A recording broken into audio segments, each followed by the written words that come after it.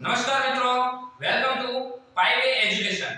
આમ જો મિત્રો, માત્ર એક જ મિનિટમાં દાખલાનો જવાબ, માત્ર 1 મિનિટ. જો શું કીધું છે, એક વાડામાં અમુક મરઘી અને અમુક ગધેડા છે. આમ જોઈએ મિત્રો, હવે તો ગવર્નમેન્ટ પરીક્ષામાં તે ગધેડાવાળો પ્રશ્ન આવવા માંડ્યો. હવે તો આ કરવો જ પડે હો.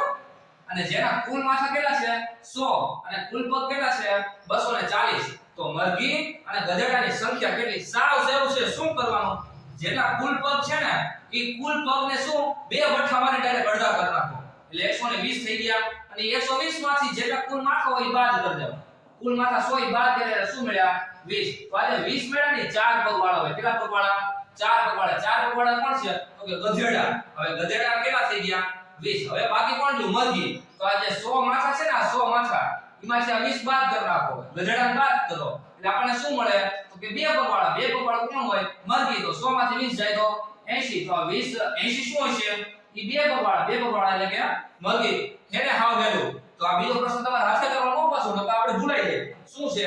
એક ગામમાં કેટલાક કબૂતર ને કેટલાક સસલા છે, જેમના કુલ માથા 70 અને કુલ પગ 180 છે. તો કબૂતર અને સસલાની સંખ્યા શોધો. આ તમારે જાતે ગણવાનું. જવાબ શેમાં આપશો? કોમેન્ટમાં. Thank you so much.